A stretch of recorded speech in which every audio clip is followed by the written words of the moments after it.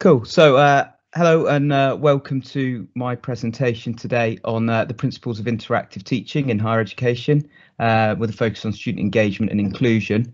My name's Matt Coldrey. I'm a lecturer and programme manager at Hartpury University and a fellow of the Advanced HE. So today's session, I've got three sort of main objectives that I'm sort of going to help out with today. The first one is to look at some of the underpinning theories that inform the design of questions and the use of interaction within teaching and learning. The second objective is to help to understand that link between a session's objectives and the design of interactive tasks for the use within lectures and seminars.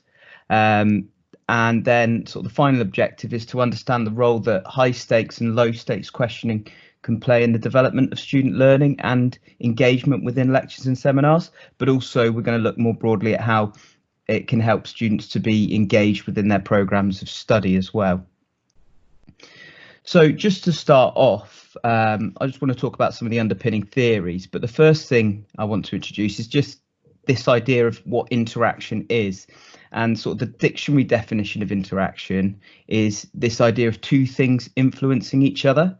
So if we apply that to sort of teaching and interactive teaching, we can view interactive teaching as this two-way process of sort of a lecturer influencing a student, but likewise that sort of student, that learner influencing the lecturer as well.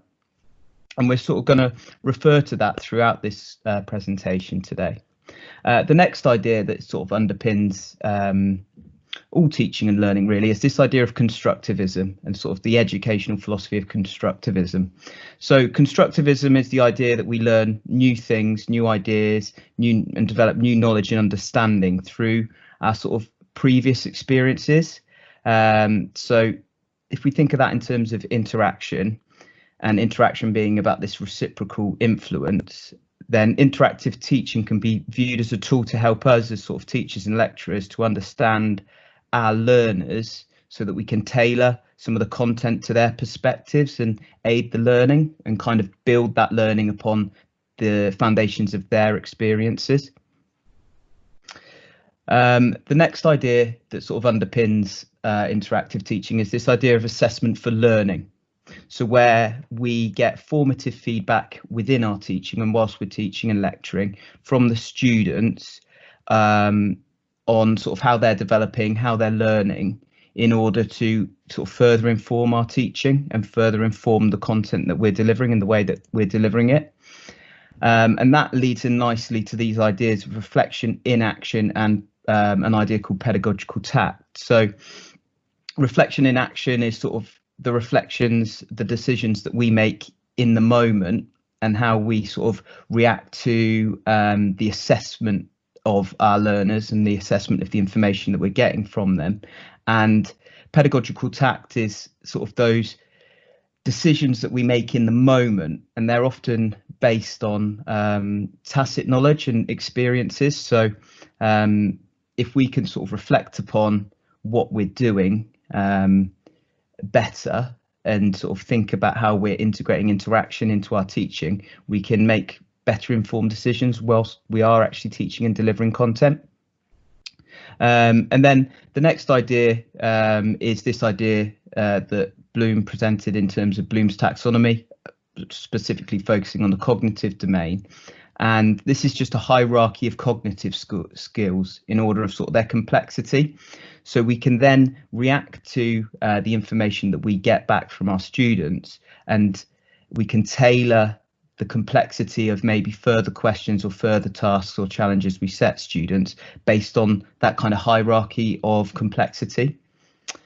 And then the final idea that I wanted to just sort of introduce at the beginning here is this idea of self-determination. So if we think about student engagement in their programs and in their lectures and teaching sessions, and we think of student motivation, self-determination is a nice little theory which focuses on intrinsic motivation. So getting students to be engaged within their programs and their lectures. And self-determination theory states that there's three sort of basic needs that sort of humans need to be intrinsically motivated, and that's autonomy, competence and relatedness. So if we break this down a bit in terms of interactive teaching, if we help learners and understand our learners better, we can give students a bit more control of their own learning within lectures. So by allowing them to ask questions, feedback about their learning and their experiences of lectures and seminars, etc., and help them to direct the content more, that gives them a better sense of autonomy and a better sense of control over their own destiny. And then if we think about competence, if we assist students in their development as sort of their individual development, as well as helping them to see it. So if we start to get the feedback from them, we can start to let them know how they're developing, as well as making the content relevant to them as individuals. That sort of ticks the box for this competence section of self-determination theory. And then finally, helping students to feel as though they belong and are connected to their learning community, the people around them, as well as to their lecturers. That ticks the box for this relatedness. So a sense of belonging and connection is key, a key part of this self-determination theory and intrinsic motivation. So if we think of the interactive lecturing process a bit like this diagram on the screen now, we need to think of interactive teaching as this reciprocal process where we gain insights into our students' experiences and their learning and their needs, and use this information to inform our lecturing through sort of assessing their understanding their experiences, getting feedback on their process, their progress, and then we can start to tailor what we're doing to those people in front of us. And that's just sort of a basic diagram of this interactive, this idea of interactive lecturing. So there's a few environmental factors that we need to consider when we're thinking about interaction within lectures and seminars, and in sort of other scenarios as well, which we'll look at a bit later, because often we try interaction, but it doesn't really work. And I'm sure you've all had it before, where you've asked a question of a big group and you've just been met with sort of a stone wall of silence, and nobody's really willing to answer that question. So there's a few things we need to think about in terms of the environment that we're in when we're trying to interact with our students. So the first thing is, who is in the room? And if we think of maybe 120, 50, 40, however many students you've got in a room, you're going to have massively varying amounts of self-esteem. There's going to be individuals with learning differences. There's going to be massively different levels of confidence with those individuals that are in that room. So you need to think about who is in the room. The next thing we need to think about is, what are your objectives? So what are you trying to achieve with the session? We also need to think about that group size. So like the picture in front of you now, that's a massive group. That's a huge group, and actually that's going to influence the willingness of people to interact. You need to also consider, how familiar are the group with each other? So how comfortable are they with each other? How well do they know each other? And likewise, how familiar are they with you as the lecturer? How comfortable are they with you? Do they trust you as a lecturer? So if we think about those times when we don't get responses from students, the main reason, and the research shows the main reason for not getting responses from students in lectures, relate to an unwillingness of students to be vulnerable in front of their peers and their lecturers. So if we think about that rapport between students, as in students on student as well as student on lecturer, that rapport is essential in facilitating more authentic interactions with students.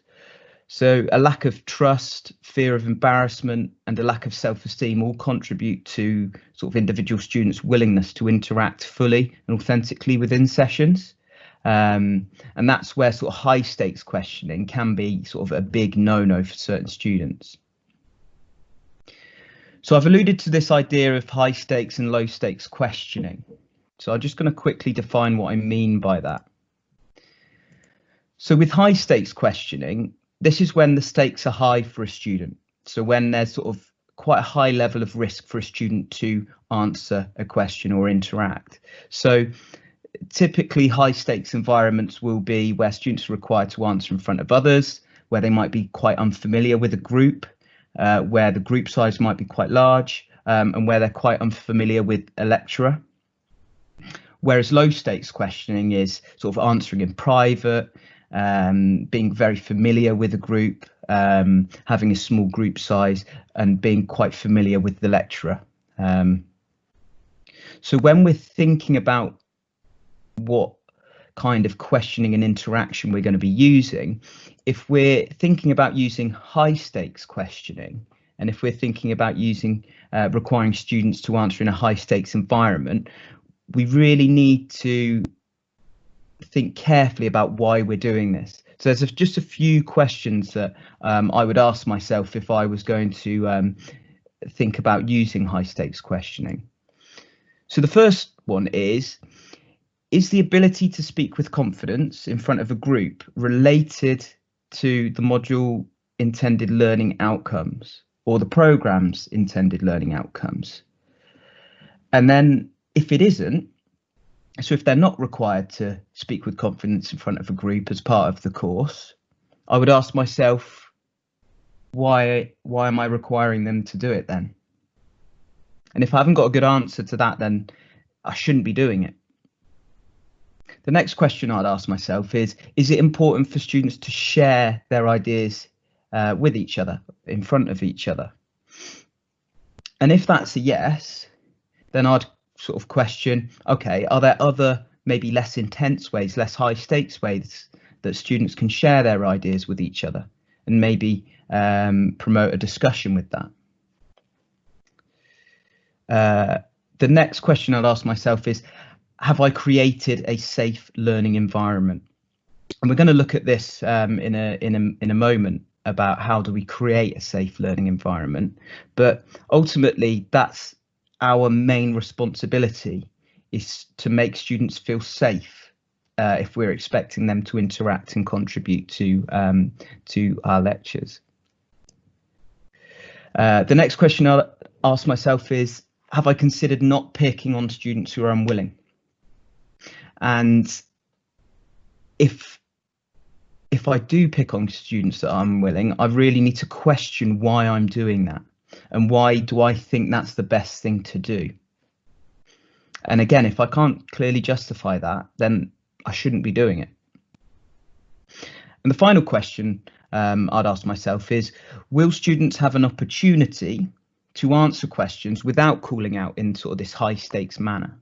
So without having to take such a massive risk. So could I differentiate the activity? And we're going to look at differentiation in a moment too. But firstly, we're going to think about this idea of creating a safe learning environment where students feel safe to contribute, where students feel like they are able to contribute and interact without any sort of negative repercussions. So, as I alluded to earlier, this rapport and trust in the lecturer is a key part of students feeling confident to contribute within sessions. And what we need to think about is a lot of students feel like imposters in environments that they're unfamiliar with, especially if they don't see people that look like them. So that could be physically or socially looking like them. So having the leader of that social environment, i.e. the lecturer, validating their place within the group and helping them to feel like they belong is a really important part of students feeling as though their contributions matter. So some students will need a lot of reassurances, and sort of as the architect of that sort of learning environment, we as sort of lecturers and teaching staff, we need to make sure students are comfortable and confident about maybe making mistakes, but they're comfortable with the idea that their contributions are valuable, even if they might be wrong. So To go in a bit more detail here as well, even with reassurance, we still might need to consider breaking up maybe group sizes and maybe getting smaller groups, or providing safe ways for individuals to share that do not involve maybe these high stakes environments, so don't involve calling out in front of the group. And we also need to consider how we're creating opportunities to interact with students one-on-one, and providing opportunities to build that trust and rapport with them.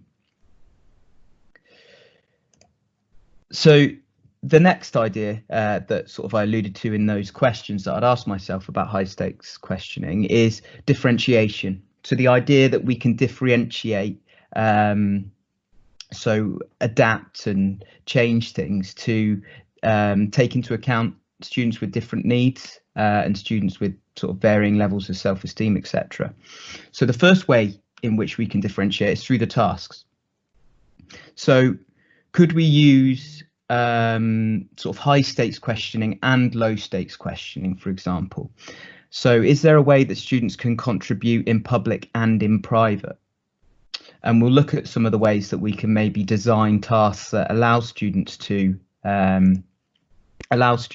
contribute in a high stakes way and a low stakes way. Because just because high stakes isn't for everyone, it doesn't mean that we shouldn't use it for those that find it a valuable opportunity to contribute and interact. We can also differentiate through outcome. And this is an interesting one, because this involves sort of certain levels of sort of affinity bias and unconscious bias, potentially. So what you need to ask yourself here is, do you expect and encourage different answers from students? And then think about, do you subconsciously value some contributions over others? And does this affect the encouragement that you give the different students? But likewise, do you challenge students to elaborate where you feel they can? Because inclusion is as much about making sure that every student can access the learning as it is about making sure that the students that maybe find the content easier are getting stretched as well. And then sort of the final way that we can differentiate is through support. So think about whether you vary the level of support that you give students when you're interacting with them. And think about, how can you help students who lack self-esteem to interact? What support can you give students who you've identified as maybe struggling to comprehend the content? What can you do to help to scaffold some of those answers that you're getting from students? You know, could you use further questioning? Could you reword the questions? Could you give more prompts? What you need to take into account here, and you need to do here, is you need to take responsibility if a student doesn't understand the question, and you can't just assume because some students have understood the question that every student will understand the question. So you need to be prepared to adapt what you're saying and what you're asking to make sure that students do comprehend. So just going to move on to some examples of tasks that we can use then, and interactive tasks that we can use. So the first and probably most common place which we interact with students, whether that will be moving forwards or not following the COVID situation, is our in-person and live sessions with sort of whole groups of students. So traditional lectures and seminars, they tend to be the most common place where a student can engage in sort of that learning process. But it's also maybe the most difficult to facilitate contributions from a wide range of students and make sure all students are engaging in that interactive process. And this is where questioning plays quite an important role in sort of that facilitation of engagement and inclusion of students and encouragement of students to contribute. But there is a range of ways that we can facilitate student interactions, whether that's with ourselves, with each other, and we can look beyond sort of that traditional high stakes questioning and answering that we sometimes see traditionally relied upon. So The first idea for you is the idea of setting question tasks. So rather than throwing out questions and expecting people to answer and throw the answers back to you straight away, could you set it as a task? So where you maybe set a few questions for students to answer as individuals or as small groups with those around them, because that has a few advantages. Because you can use high stakes answering here, so students can contribute back if they want and if that's their preferred method. But also what you'll find is you'll probably get some chatting at this point, and this gives you the opportunity to circulate around the room and go and interact with students one-on-one or one-on with a small group. But also because the noise level's higher, what you'll find is students will be more willing to answer more openly and honestly, because they will feel like others can't hear them. And because others are engaged as well in the task, others won't be listening out for what they're saying. The other way that you can get the feedback from that task as well is getting the students to feedback as small groups. What that does is it just shifts the weight of power back to the students slightly. So if you have a group of 5-10 students feeding back to the group, that's less daunting and sort of less anxiety inducing than it would be for sort of one person feeding back in front of the entire group, because there's sort of a few people to back them up. If you get what I mean. Sort of the second idea for sort of different tasks is you could actually set a task with a specific outcome. So as we sort of move up Bloom's taxonomy, creation and creating is one of the sort of higher order thinking skills in the revised model. So you could ask students to maybe create a diagram, create a model on sort of flip chart paper, or as we shift more towards online delivery, there's all kinds of online whiteboard software that you can use.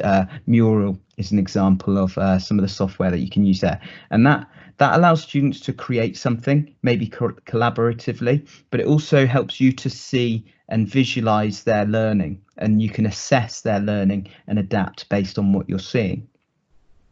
Another idea is providing worksheets for students to work through whilst they're in your lectures, because this can provide you with feedback at the end of the lecture to help you to adapt and change and plan for subsequent lectures and seminars and interactions with the students. And this could be a hard copy worksheet, or you could make it digitally available as well. And what you can encourage with this is you can encourage students to ask questions and to gain clarity on anything that they maybe don't understand or aren't comprehending properly. There's all kinds of quiz software that you can use, sort of online games such as Mentimeter or Kahoot, where you can set tests for students to engage in and assess their learning that way. That could be done mid-session or after the sessions. Again, we're assessing their learning, and that's a form of interaction, remember, because they're going to influence our lecturing. And sort of the final idea for a task, I'm sure none of these are particularly new to you, but they might be, is setting research tasks for students to maybe find something out. Maybe they have to post it on an online notice board such as Padlet, and maybe they have to comment on each other's. I know a few colleagues of mine use something like this as part of their sort of ongoing portfolio assessments as well. And this is a really nice way of seeing and tracking the development of students, but it also gives you an insight into whether they're not engaging in the content as well. So a couple of other spaces that we have with our students and to interact with them, and gives us the opportunity to interact with them. The sort of first one here is blended learning as well. So outside of these in-person and live sessions, we can still create an environment for students to feel like they can interact and contribute to that lecturing process. And this is where sort of blended learning platforms play an important role. So maybe our Blackboards or Moodles, etc. And we can put on these maybe online forums, you know, out of session tasks, or sort of set challenges which students can submit and feed back to the lecturer, and these will all inform our sort of teaching process and our lecturing process, because again, it gives us an insight into the engagement and the development of our learners. This might be more suited to certain learners than others, in the way that high stakes interactive questioning in a large group is more suited to other learners.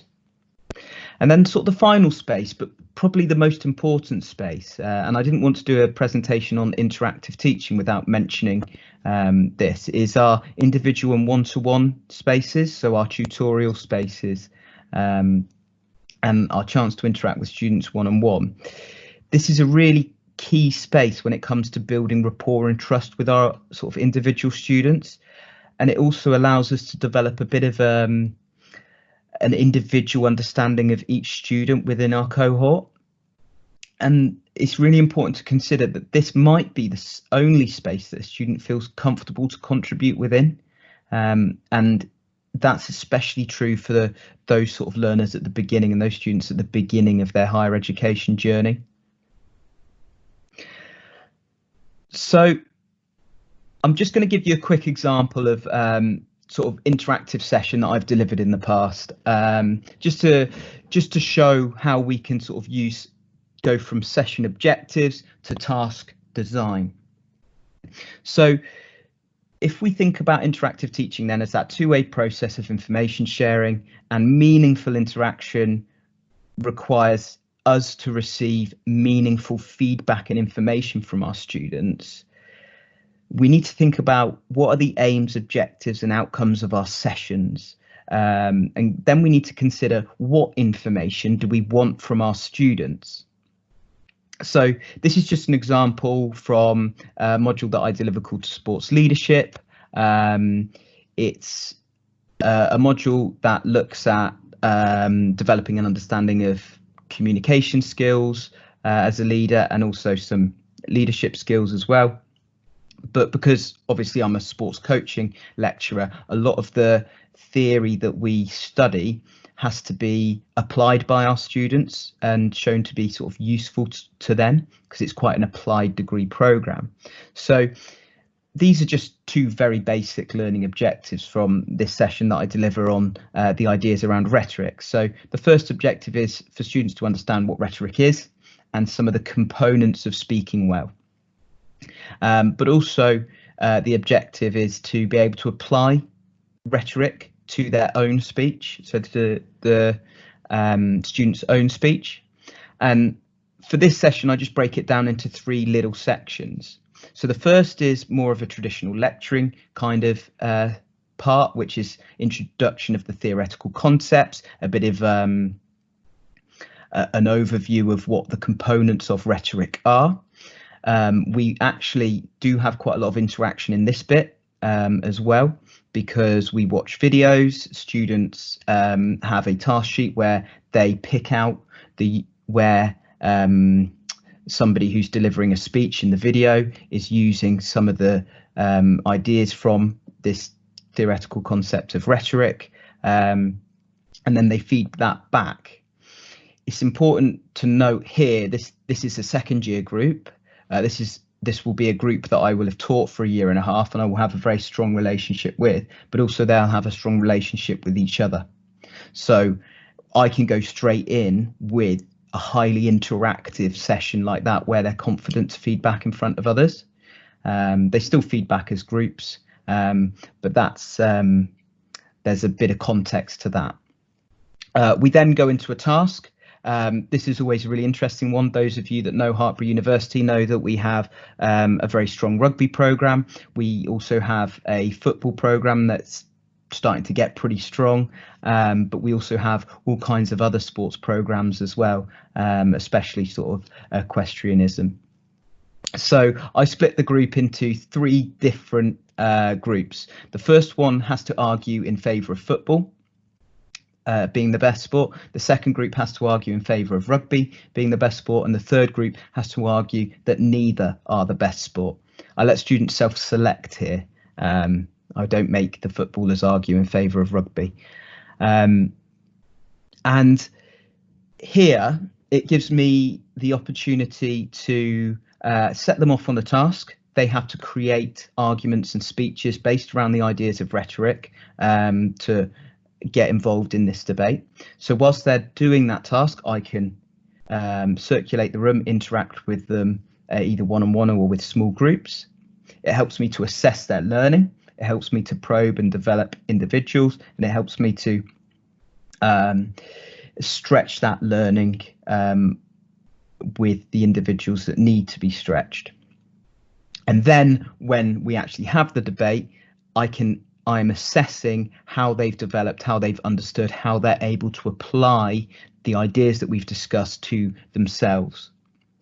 And then that informs this final section, which is this reflective conversation, reflective discussion, where I'll be asking the students and probing them and working on any areas that I've identified as need further developing from the first two sections of that session. But it's also important that this part gives the students a chance to ask for clarity, ask further guidance, ask questions. This year it was especially interesting because one student highlighted a really good film that had some really great speeches in, and actually the students kind of self-selected that was going to be their homework, and they all went away and watched that and came back to the lecture the next week and spoke about that. So that was really interesting. So that was just a quick overview of some of the principles, the underpinning principles of interactive teaching in sort of higher education, but a few concluding thoughts for you. So remember that interaction is about two things influencing each other. So it's key that you're sort of open and willing for the students to influence you and your teaching for it to be actually interactive. You need to be purposeful with your interaction by considering the justification of the design of your sessions and the opportunities for interaction. Remember that rapport and trust are key, and they're really important. Obviously, there's sometimes some barriers to that are out of our control as sort of teaching staff. But interaction and interactive teaching goes beyond any single lecture, any single seminar, any single session. Cool.